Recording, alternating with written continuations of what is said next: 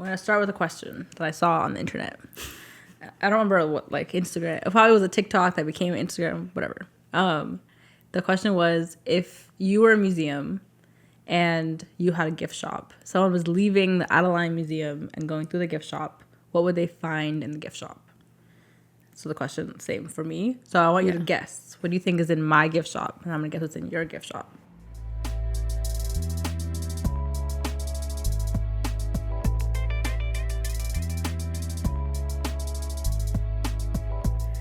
What's in your gift shop? Yeah, after Linda Museum tour.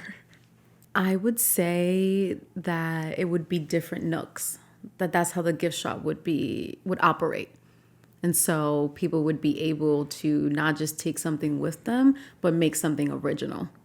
So whether that is, so well. I know you a lot.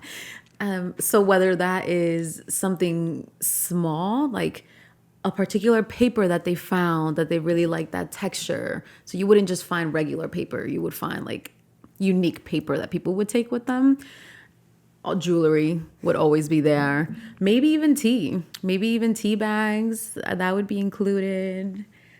I would also say something warm.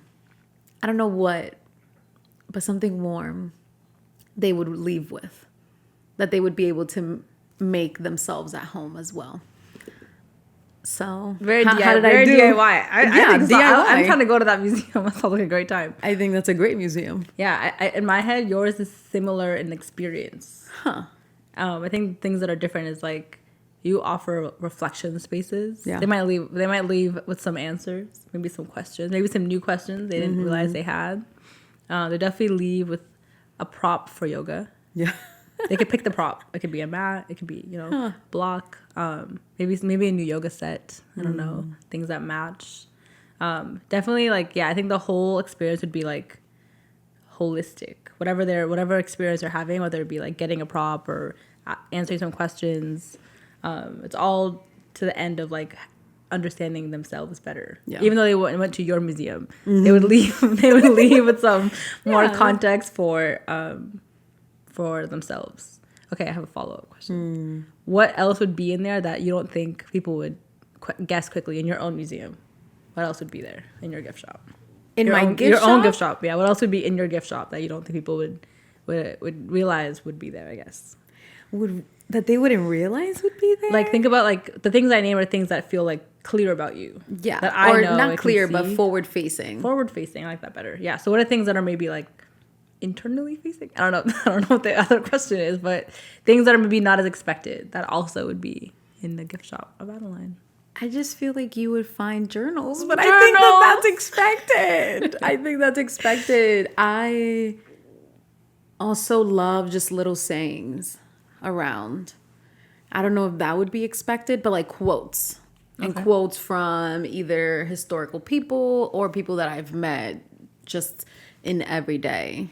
I would think that. I would also, I have fallen in love with music, and I never wanted a vinyl. I don't ever seek it, but I would want someone to just like have headphones.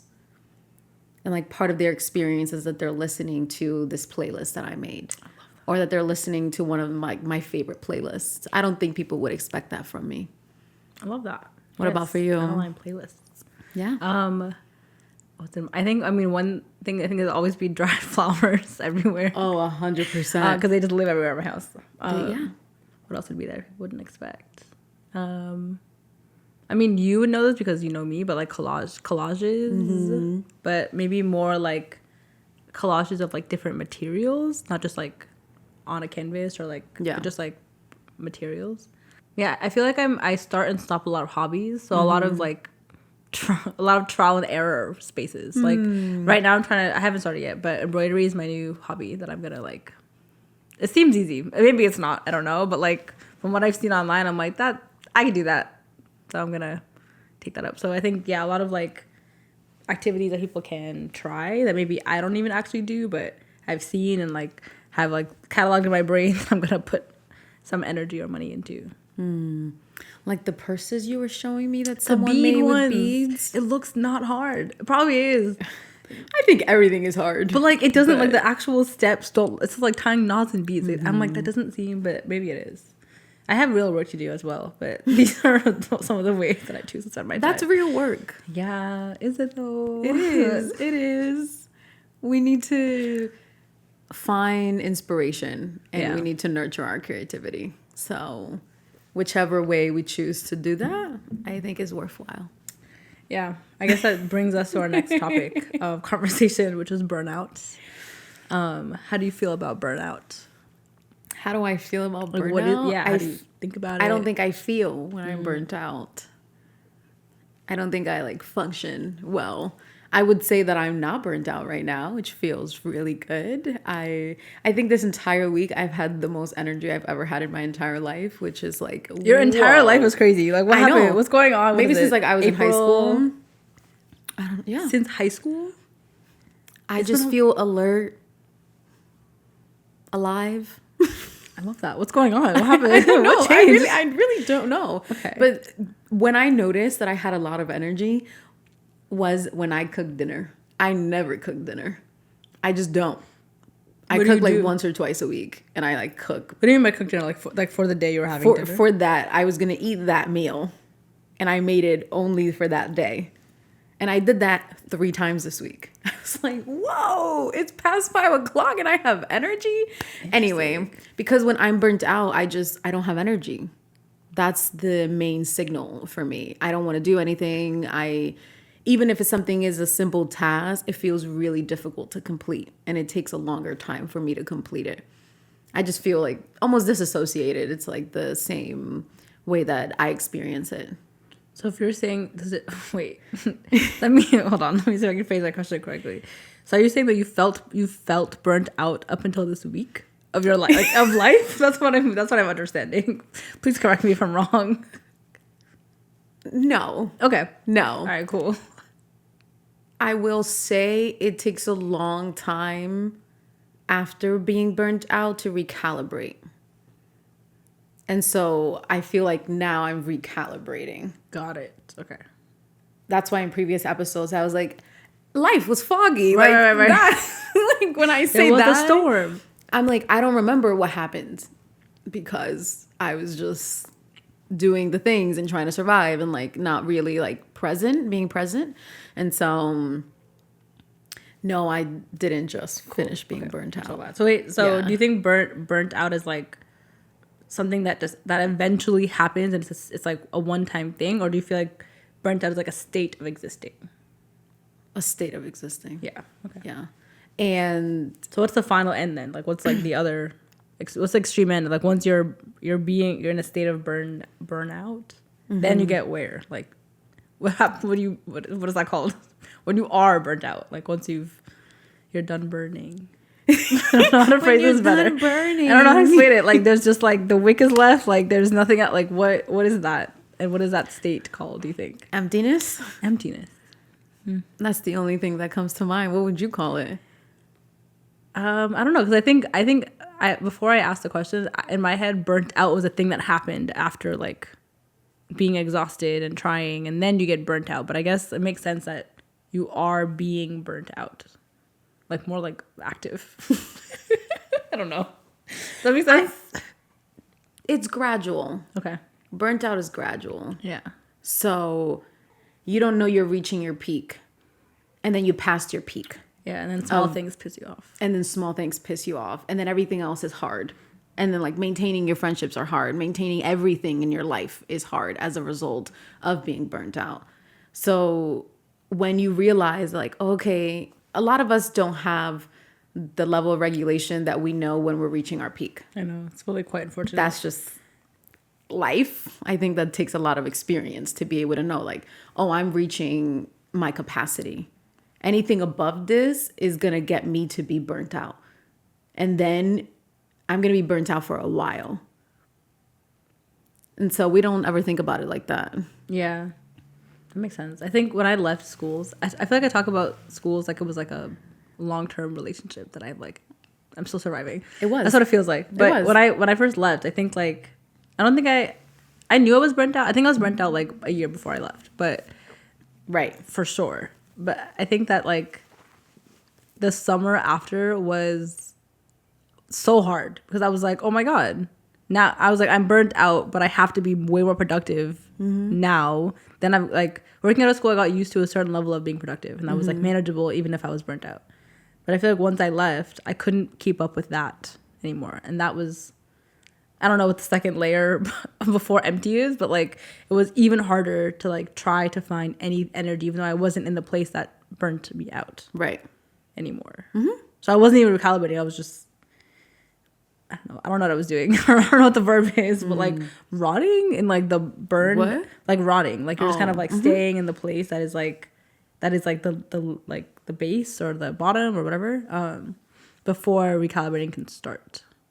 What do you feel like is the process you think between being burnt out, feeling burnt out, and then like beginning to recalibrate? What does that in between look like for you? Say that again? So let's say you like let's say you like have been exhausted, you all these things, and you're finally at a point where you're like, fuck it. Like I'm quitting, I'm leaving, whatever the thing, you finally decide to do the thing that's going to hopefully relieve the burnout to some extent. And then in my head, there's time between that decision and then the feeling like you have energy to recalibrate. What do you think? What does that look like for you? What's that process look like for you? If it exists, I don't know if you know. I don't know if I know. I don't know if I've ever thought about that part being a process. It's like when you and I talk about it, like the before times or the after times. For real. So I see it a lot through those lenses. Like what was life before then? Then there's just like muddiness, fogginess, and then now there's like after. Oh, the sun is out, at least in my brain. So yeah, I think I'm only asking because I'm realizing it as we're talking about it that I'm like, oh, there is like there's a long time after burnout that is like not a better time. Yeah. Or even like getting better. It's just it sucks. Yeah. I think for me, like now that I'm thinking about it, like one of the first choices I made after I left was to commit the same level of energy to something else that wasn't that. And like for me it was like getting the shift at the yoga studio, like doing a thing that I was like, this is also routine, this is also structure, but it's like not for money and it's not for work, it's just because I just want to. So like I almost needed to like keep the same level of like balls in the air that I had, but with things I like wanted. So it was like, I don't know if that's what I did. I don't know if that's something I did it with intention or like planning, but like now when I look back, I'm like, that was something that I did really intentionally. And that supported you in that process. Do you feel like you're burnt out now? No. Okay. I feel like I'm pretty annoyed and like frustrated and whatever else. But I think unfortunately, like what I've survived at school will never, no work I ever have will touch it. Like it just won't. Like it doesn't, it won't even remotely close. So no, I don't feel that way. So I'm very curious about capacity. And it's something that I've talked to you about, like trying to figure out what's my enough, or when do I know that I've reached my capacity? Do you feel like you have a sense of that? Because I don't.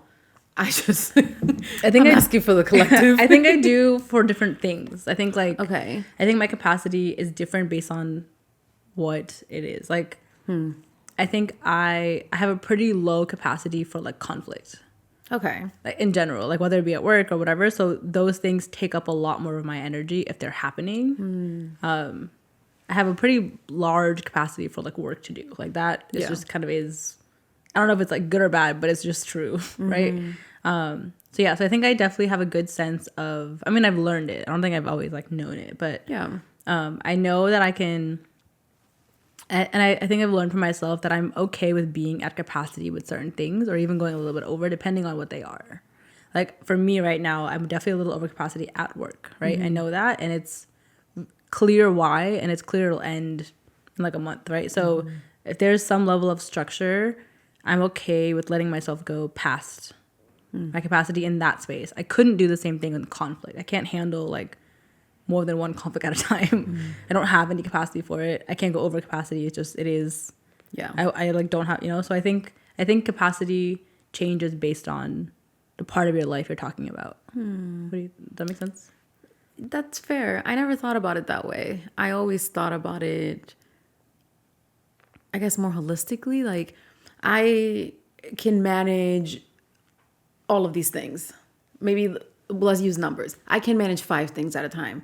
Once I reach managing 7 things, or like figuring out 7 things at the same time, then I'm over capacity. But think about, for me, I agree with that. But I think the thing is like, what are those 5 things and what's their cadence, right? Like, for example, like I don't do it well, but I have to like feed myself every day, ideally, or whatever, right? Like, but the like how often I think about feeding myself, for me, the cadence is not every day. It should be, but like I'll like meal prep on Monday and I don't have to think about cooking again until like Thursday. So like I can take that off my list, even though it's still a thing I have to do.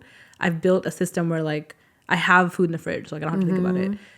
But so like for me, I think those 5 things are like, are there things that require my attention every single day? Those things are the things that I'm like, that's where I decide the numbers that you're talking about. If that makes sense. Yeah, it does. So now based on that, how do you think about capacity? If that's like, does that help you like think about it differently? It does. Okay. I will say that if you have a system for anything, it makes it easier. And that's what I'm learning.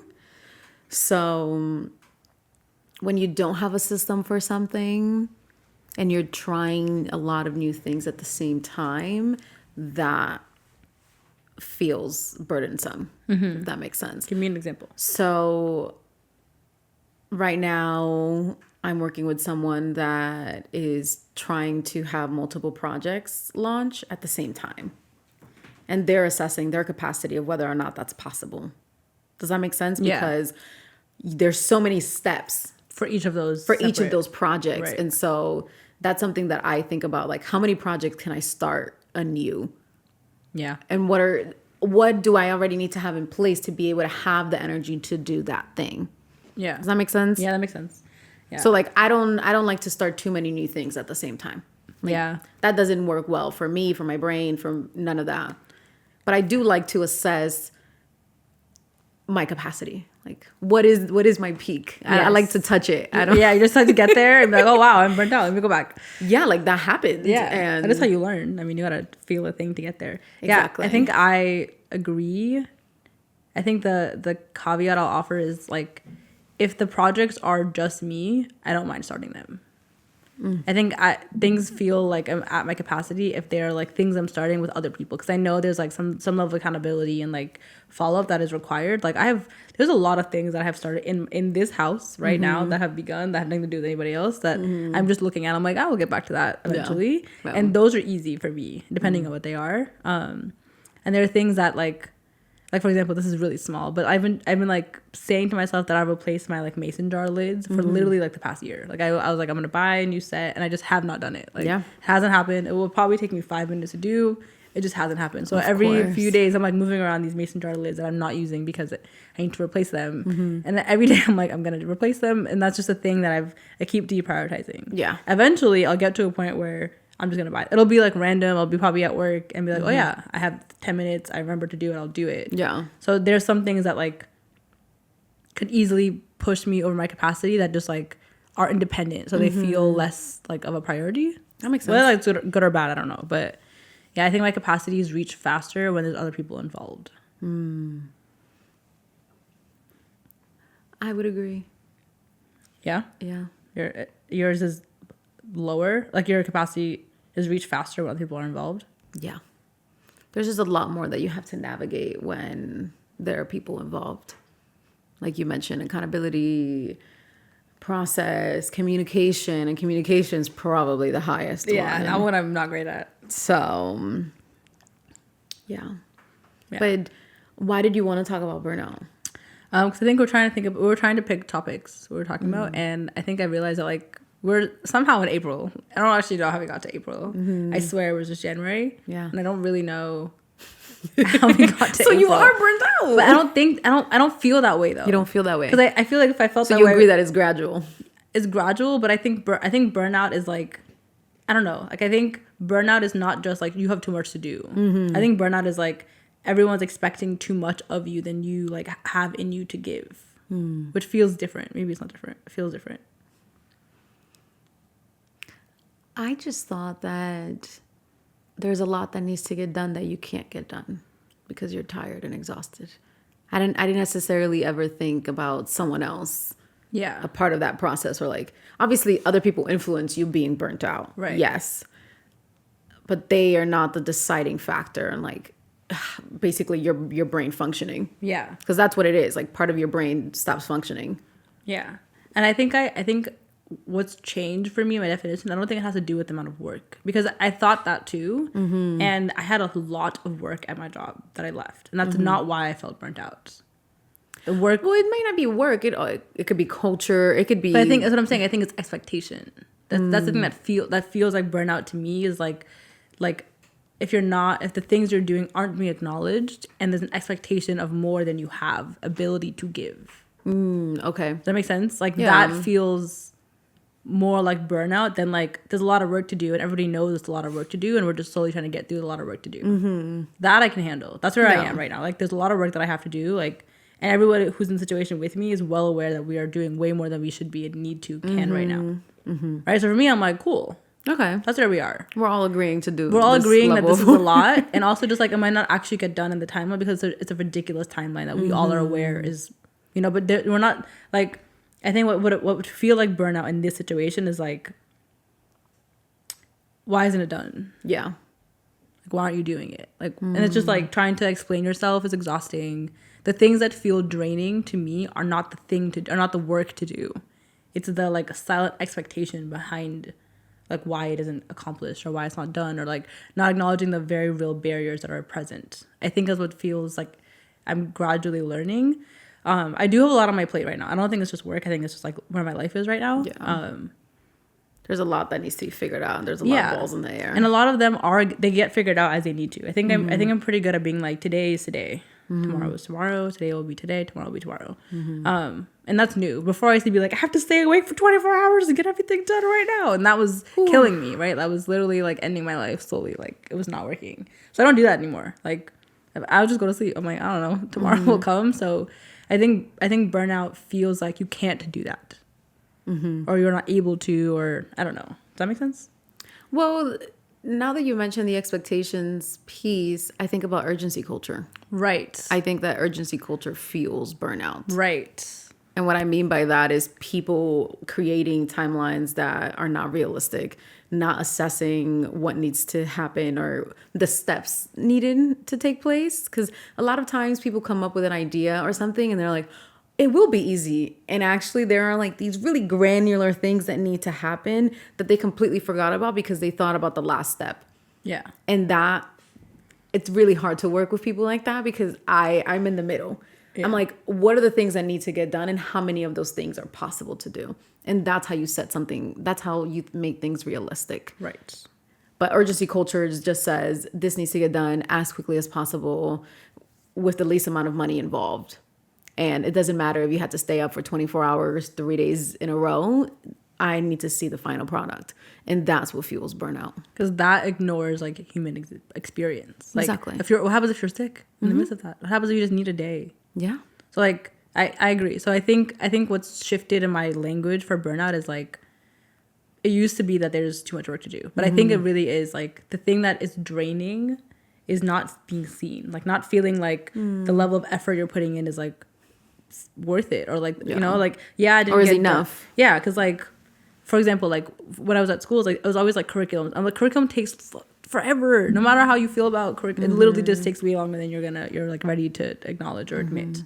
So for things to be expected to be done like daily for curriculum, it's like, that's just not possible, especially because every day there's another ridiculous conflict that we're dealing with instead of doing the curriculum to do today. Like it's just not, it's like this bad cycle. So at the end of it, when you're being evaluated, it's like based on how much curriculum you wrote and nothing else. And it's like, of course you're gonna fail. Like, yeah, you're set up to fail. There's no other world in which you wouldn't, because there's no acknowledgement of the scenario you were in trying to do this very impossible task. So this new space for me, like, it's a flip, it's opposite, right? Like we are all very clear that everyone is like stretched thin and whatever it may be. And that is like, unfortunately, where we are for a million reasons that have nothing to do with us. Yeah. But no one is trying to be like fuck it. So that's no matter what, like it's still tomorrow. That's just not happening. So for me, I'm like, that's fine. Like I know, busy. But I struggle with the piece of we're all aware that we're stretched thin and we will continue to act like this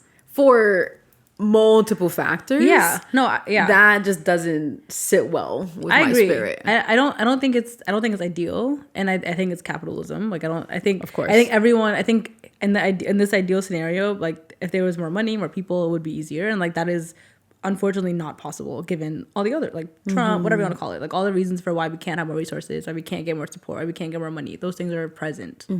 So I don't think it's like let's just keep going because it is what it is. It's like while we try to figure out a better system, here's where we are, and like what can be paused in the meantime, what can we prioritize, what can we put down. So that's the conversation we're having, which like where I feel like when I felt burnt out, it was like nothing got moved off the plate.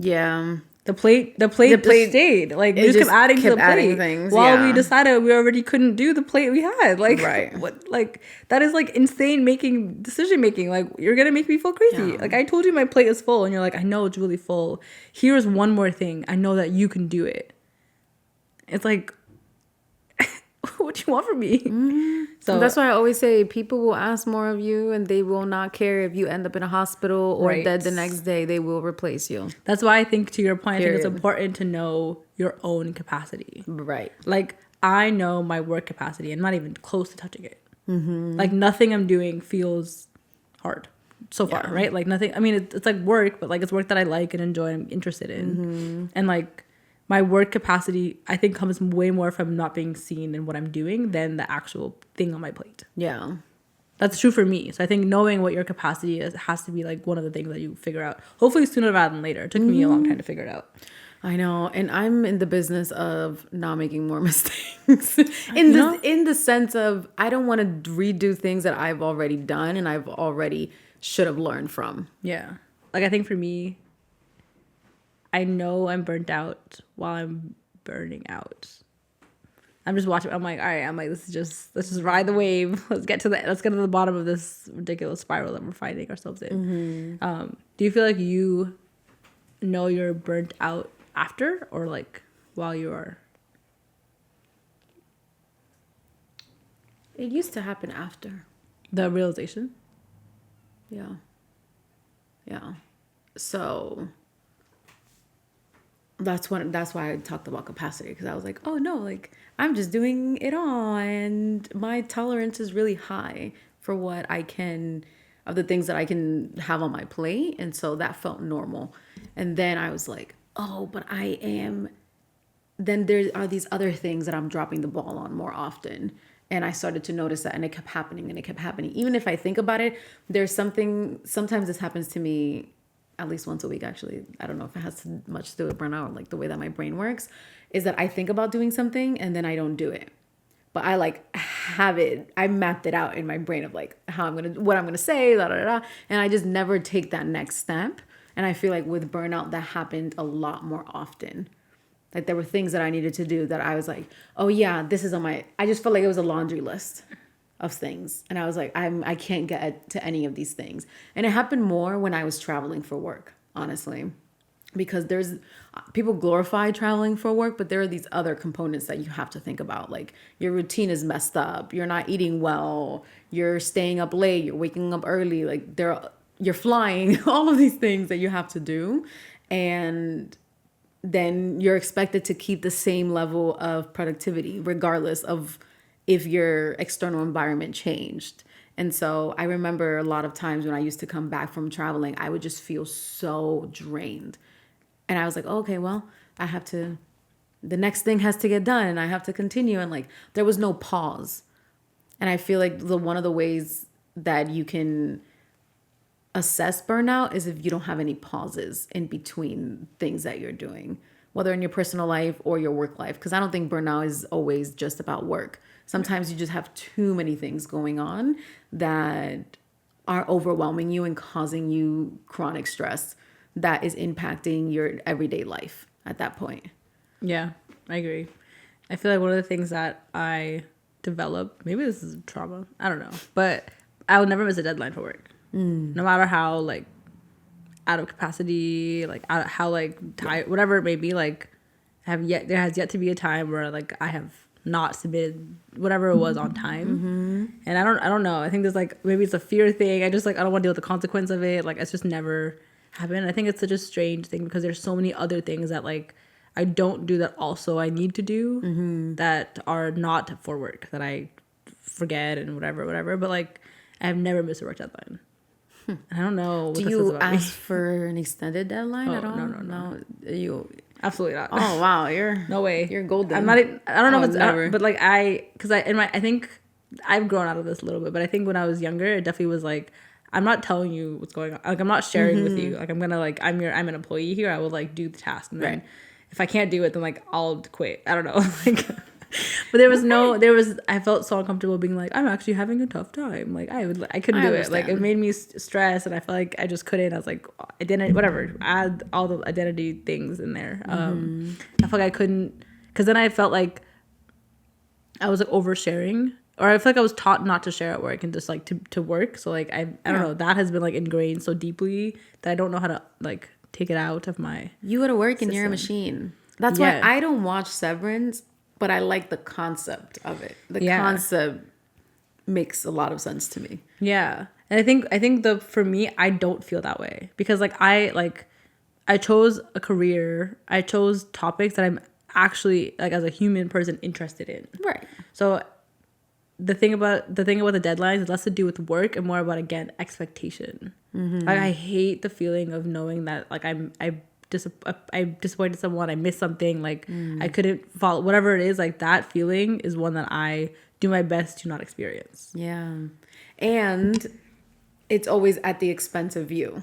Always, every single time. Right. Which is why I just want to say that. Oh, yeah, I didn't want to say it out loud. I think it's true, but I think like it feels like in a work setting, it feels like unnecessary. Like the consequence feels worse to me, if that makes sense, than like the whatever expense there is for me submitting it. So if that makes sense. Whereas like I think what I'm like growing into is like in my personal life, I also have a hard time saying no, right, to things or plans, whatever it is. Which is why I think I'm like really inconsistent with people. Like, I don't have a lot of I can't make social plans. Like, I can't do calendar, like see you in 2 weeks. I can't do those kind of things. Like, I know myself, it's not gonna happen. Like, if it's on my calendar, the chance of me going the day of is really low.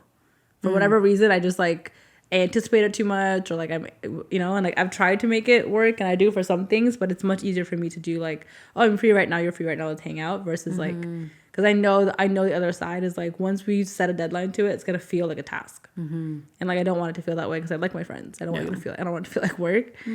So the consequences are not the same. Like, that's not a fear I have at work. Like, I'm not trying to have anybody there be my friend. That's okay. Yeah. But I also don't want you to know my personal life is my personal life. But that's something I need to work out. But I think the machine part, I intentionally disagree with, because I think like I have yet to work at a job that's not interesting to me. Like, as like a, even if I wasn't working there, I still would like think about those things, talk about those things, learn about those things. Like, when I say the machine, what I mean is that you are overworked. You were extended beyond your capacity. There are no boundaries. Yeah. You're just asked to do more and do more and do more. And regardless of what's happening in your personal life, regardless of everything else that you're doing, you are still expected to perform at a particular level. Right. The part that's tricky, I think, is, or what's maybe changed, is I think that was true in my previous job. But I don't know, because I never shared. So I never gave anybody the chance to take things off my plate. Yeah. And they might have. They maybe, I don't know. It didn't happen. I didn't share either. But that's not me, right? Like, I laugh because there are some things that you went through and you still went to work. Yeah. I am just floored when I think about them. Culture, I don't even know how to tell you. Like, unless you are like dead. Right. Unless you are actively dead, yeah. Like, your heart has stopped. I don't know. And they would never say this, right? But like, I promise you, like, if a sick day where you just coughed is not a sick day. Like that, you could like, which is crazy. So I think we all have learned some very toxic things about like, there was like principals who were working until they were their due date. I was like, they're like at work the day of their baby's birth. I'm like, and they're like leaving from school to go give birth to it. It's crazy. Like, there's. Yeah, so I think the things that we've all like normalized, at least for me, is really high. So I think what's different now, or what I'm trying to do differently, is like, anytime I've ever given slight context, the thing was off my plate immediately now, which I'm not saying couldn't have happened at school. I don't think it would have happened from what I know of school systems, but I think what's hard for me is like, you've always been taught to separate yourself from work, right? Like that's kind of, I feel like, what I was socially taught. Yeah. And I'm trying to do it less because I think it's actually like the team, this particular team, and like there's something about like, oh, I'm like, I can't do this today. There's like, oh, okay, that's fine. There's no issue. It's just like, it's hard for me to say something.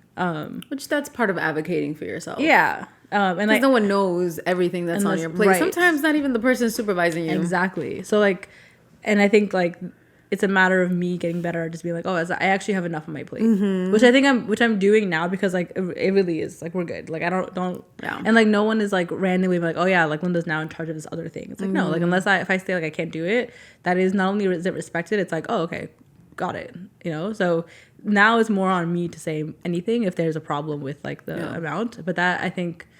That came with time. Like at school, I felt like I couldn't because then maybe I'd be fired. I'm an employee. Like why would I say? I know all this other like stuff, but yeah. But burnout at work feels reasonable. I think the other part is harder. Like when you feel burnt out from just like existing. There's other like social plans, whatever it is. So I think like trying to think about like indicators for how you know. Like I don't know if I have good ones for my personal life. Work ones are easy. I can be like, oh, like. I have not had a single moment to like check my email, whatever. Like I can like figure out what tasks I haven't been able to do because of the workload. But for personal life, do you feel like you have any things that you know are like that happen when you feel like you are burnt out if it's not for work, like for your personal life? There are things that I can't do in my personal life if you're burnt out. If I feel burnt out, yeah. Okay. I mean, even I started earlier this call. I was like, I cooked 3 times this week. I was very surprised at myself that I had the energy to do that. So like chores are the first thing to go out the window. Communicating with anyone that I don't see in real life goes out the window. Like when I tell you, I constantly heard, oh, I haven't heard from you in weeks. Oh, you can't pick up a phone call and call me for 2 minutes. I was like, 2 minutes is so long. Like that requires so much energy from me. I'm like, I can't do it. Now I'm like, it's 2 minutes. Okay. It's 2 minutes.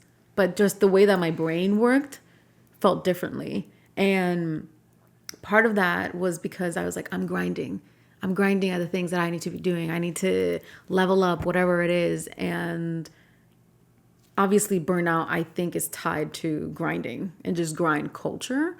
And I wanted to know from you, do you feel like you're still in a place in your life where you're grinding? Should I be or am I? Are you? No. Should you be? No, definitely not. Yeah, I think I could. I think that like I could be. And maybe I should. I don't know what grinding even looks like in this current economy that we have. Right.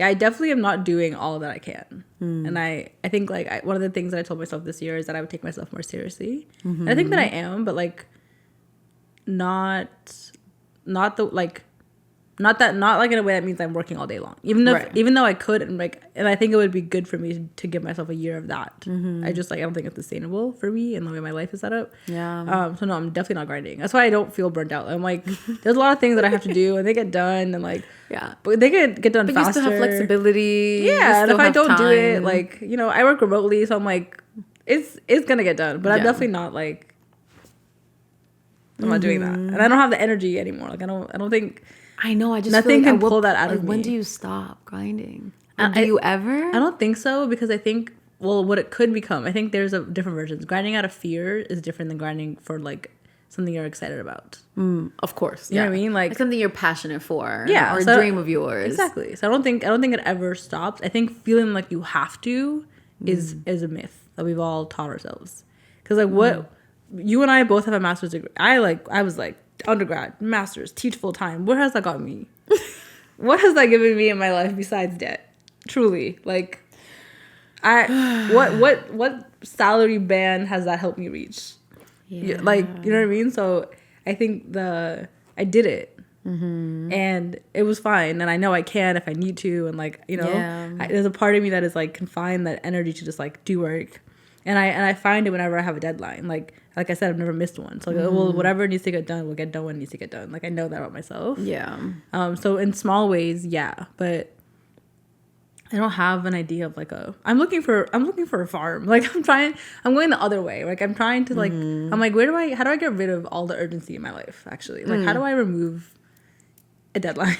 But then if you think about like farming, from the very little I know, it involves a lot of work and deadlines and rules that you have to follow if you're looking to like have things that are growing, right? So I think, I'm not grinding in the way that I think we've been taught to. I definitely need to, probably, in some ways. It's just not happening currently. Why do you feel like you need to? For things I care about, for things I want to happen, for things that like I'm trying to create. I'm also not grinding for those either. So, like, you know what I mean? Like I'm not like. That's why I need to. What about you? That's fair. Yeah. I've been thinking a lot about this lately. Okay. I just don't want to grind for things I'm not passionate about. Yeah. And that's hard. Yeah. That's hard. Like when someone asks me to grind about something I don't care about, I'm just like... I'm like, I can't do it. Why? You can't. But even if they give me why, I still couldn't. My body would be like, no.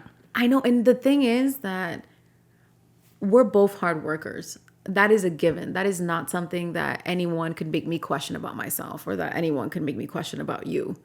What am I willing to work hard for is now different. And why? What's the goal? And what's on the other side? Because like you said, right, we have degrees, we have everything, you know we have mean? levels of experience, and still struggling. Right. So if you're going to give me reasonable salary,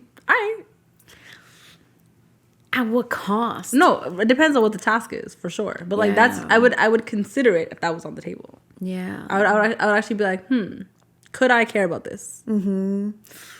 And the answer is still no. The answer is still no. Yeah. Like leaving a job, not that I'm getting paid anything reasonable to a good salary, but leaving a job that was paying you more than my current job taught me everything you need to know about money.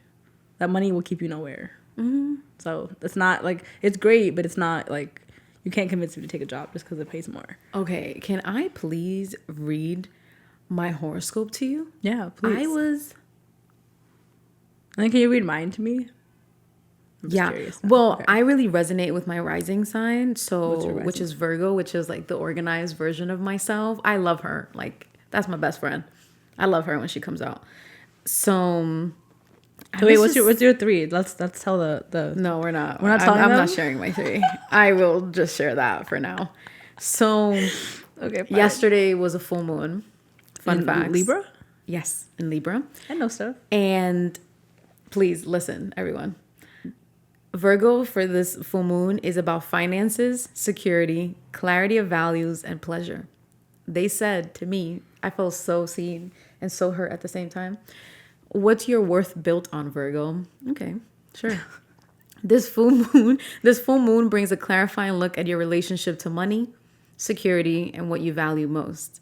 Somewhere in the past, you may have learned to earn love by being useful, which I feel like we've talked about. Okay. Or believe stability can only come through sacrifice. That's the one that got me. That's not a word. That's the one that got me. A word. Stability through sacrifice. What's the abundant version of that? To be determined. And then they said, but safety doesn't have to cost you your joy.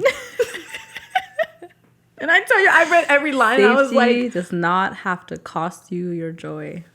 I'm sorry. Hold on. It continues. This is your moment to recalibrate the balance between resourcefulness and rest, work and pleasure. Love that for you. And to live according to your values for the highest expression of security. Can you please tell that to me just so I can look at it more later? Yeah. Which one do you want me to read? Do you want me to read your rising or your sun? My rising. What's your rising? I think it's the same as my sun. Oh, it is? Okay. Okay, Capricorn. Yeah, doing through. But send me yours though, for real. I like the words. I want them. They're good prompts. Okay. Career, leadership, integrity, and discipline are for Capricorn, which I think are always it. Level up, Capricorn. You got this. Like I said, I should be grinding and I'm not grinding. This full moon asks you whether your professional life still reflects your current values or if it's become a monument to a past self. It's just beautiful. I know, it's just good. Where is this? There's no shame in pivoting. In fact, you're allowed to lead with more softness, more authenticity, more you. Success isn't just what you achieve, it's how whole you feel while achieving it. And then it says action, which we've already done. So beautiful. Revisit your definition of success. Choose one metric that honors your aliveness, not just your output. So I think the cool part about this one for me, I also want that one, is I think that those are all the things I thought about when I was looking for a job. Because my priority was culture. Right. My priority, because like I feel like I think I said this before in a different episode, like people have been like, you're too nice, you're too like accommodating, and I'm like, it's just who I am, shut up, leave me alone. And I this feels like an affirmation of what's true for me with this, like, and I did pivot, so I'm yay. Yeah, it feels an affirmation. Because success, like I said, it can't be tied to money. It just can't. Like, if you want it to, you could try, but then you're gonna be sad. Yeah. For me, I've been thinking about security. Yeah. Like, what does it say for the sun? Now I'm curious about the other ones. The other one? What does it say for? Is it different for sun or just? Yeah, it's different. Like for your, well, you could read your rising, your moon, or your sun. Okay, let's do my moon, because my rising and my sun. Your moon is a Taurus, right? Yeah, those are my big three. Everyone, we just told you mine. Yeah, I will remain a mystery. Habit, system, well-being, and routine. Favorite. All the things you love. I do. Oh, you're gonna love the action. Okay, how are your routines holding up, Taurus? This full moon spotlights the habits, patterns, and daily systems that either reinforce your reliability or keep you stuck in a disempowering stance. You may realize that a part of your rhythm was built in survival mode or to support someone else's needs. If it no longer aligns, it's time to let it go. But with a small goals only approach. Make your micro moments a place where your future self can breathe into existence. Action. Reclaim one daily ritual, morning, meal, screen time, sleep, that reflects who you are now, not who you had to be. These are all great affirmations. Right? Of things that I feel like are true. I love that. Yeah. Nice. Okay, I'm going to read my moon too. Might as well. Oh my God, are we outing you to the universe? I'm a Leo moon. Okay, Leo moon. Okay, Leo moon. I actually haven't read this. Curiosity, observation, dialogue, and active listening. Okay. Whatever. Your words shape your world, Leo. Yes, they do. Yes, they do. But when was the last time you spoke from the heart, not from your automatic first response in the mind? It feels like it's for me also. Yeah, definitely. Definitely sending that to you. This full moon is a reminder that communication is a function of connection, and that includes your active listening skills. The way you speak to yourself and others may still echo a past version of you who had to be perfect to be loved. Rewrite that. Action. Start one honest, present moment conversation. Let it be clunky. Let it be real. Don't worry about the punchline. Just be sincere. I love it. Let it be messy. Let it be messy. Let it be messy. Yes, I love it. Yeah, it's nice. And that's the universe. I feel like our episodes feel very much aligned with whatever the universe is talking about. That's happened a few times now. 100%. That's so weird. Yeah. You said half of that earlier in this conversation. Oh, did I? Because talking about communication, how like one of the first things that gets lost when you feel like you're overwhelmed is like your ability to communicate with people. Yeah. So I'm glad that that's not the case. Mm-hmm. Wow. I think the way that I know I'm overwhelmed is the state of my house. I look around, I'm like, I haven't cleaned my house. I need to clean my house. And if my house isn't clean, nothing else, everything else, like, it's like a domino. Yeah. Everything else fails. So I agree with the routines and the rituals. Yeah. What's one daily ritual that you want to reclaim this week? I feel like I've been doing, like, I don't think I've lost them. That's why I don't feel burnt out. Because I feel like I've been making tea every week. Like I showed you my like fridge menu. Mm-hmm. So I think like when my life feels like it's not falling apart, I'm eating my food, which like, you know, I don't do often. Which is a struggle. I know, I don't know why. But yeah, so I think like maintaining, like my house is clean. Like when you guys were coming today, I was like, I walked into this room and I was like, oh. Nice. I didn't like have to do anything. And like, I mean, the couch is there now. I don't know if you noticed. On the other side. I see it now, yeah. Living room. That was a task. But that was like something I've been putting off for like the past like 3-4 months. So I'm like, okay, I just need to move it out of that room and put it somewhere else. Mm-hmm. So yeah, I think if I'm thinking about the ritual that I'm enjoying the most right now, most of my mornings, because it's April, start with poems, which I haven't shown you yet. I will show you at the end of the month. I cannot believe this. I cannot believe this. I literally asked her at the beginning of the month. I said, hey girl, can you send me some poems for April? And it was crickets. And you asked me if I was going to write them. And I said, I will. No. I said, yeah. I did say that. What? I did say that. But I said you didn't have to. I said you could just find some poems and send them to me. Oh, that and I can received do. Fair. And you're like, I found lines. And then I like asked you again, like maybe a week or two later. And you were just like, I found lines. Well, the poems are hard because they're all sad. They're all right there. I will show them to you. But I'm willing to hear sad poems. Oh, well, I thought you wanted my poems. Anyway, the point I was making in this conversation I want your poems. Is that I wanted to be done with the month before I gave them to you. So you have a full month of poems. That's what I wanted. So I was going to give you 30 poems. You neglected what I wanted. No, you asked me for your poems. I was like, you asked me for my words. I'm so dramatic. So I've been writing a poem a day. They're not great. Some of them are okay. Oh my God. I know. But sharing is hard, so you haven't seen it yet. But so I've been doing it. Mm-hmm. The goal being that by the end of the month, I have enough so I can give you all of them. Aww. So I'm honoring it. I know. I wasn't going to tell you anything until the end of the month, so you're lucky I'm saying it now. I don't neglect the things you say. I promise you I listen to you. No, I know you don't. I was being me. Dramatic. You're so dramatic. You know I'm dramatic. Why are you dramatic? You know I will exaggerate it's crazy. things. It's just like my personality. Is crazy. Like it. That's where most of our conflict has been. Yeah, for real. Because I actually listen. Guys, I swear I listen to you, right? Yeah, our conflict has. You want to tell them our conflict? I know. I don't even know how to say it. Like a few months ago, you called me. That was after the conflict. What was the conflict? Oh, okay, so the conflict was there we go. That you went out with 2 other people, including with Hanuk. Yes. And you guys called me and were like, oh my God, you should come. You should be here.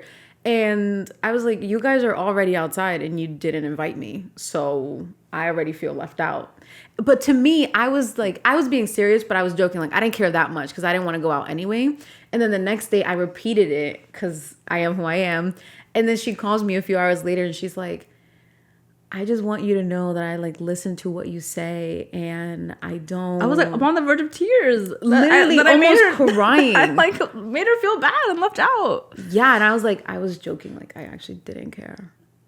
And I was like, I'm so sorry. I'm so sorry that you felt so strongly. Joke is that? That's a crazy ass joke. Like, what? But that's why people don't joke with me and I don't joke with them. Yeah. We don't joke the same. Also, you were texting this, so your tone was not coming through. Oh, right. These are words on my phone. So I had to apologize. That's why I don't text often. I was like, guys, look what she said. I was like, I hurt her feelings.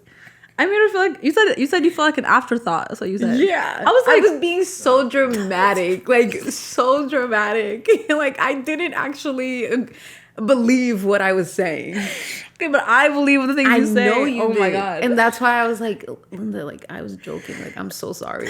Like that's why I was so shocked when you called me. I was like in the middle of doing like something so random. And then I'm like, this is like a really serious conversation. Because like I would have been fine, but you brought it up again. That's why I was like, okay, she's obviously upset. Because the next day I was like, I called you just, and then the first thing you said to me was like, oh, like how was hanging out? I was like, oh my God, like. Anyway, so that's our only conflict. Yeah, that really I love you. Like okay, our reoccurring don't conflict. Doubt my love for you, please. Yeah, and I think because I have my own anxiety about like. People feel that way about me. They're like, oh, you don't call me enough, whatever. So when you say that, I'm like, I don't call you enough? That's crazy. I talk to you every fucking day. If I don't, it's fine. You'll be okay. Anyway. I know, but when I say that you neglected my feelings, like... I really did. I've learned. Don't worry.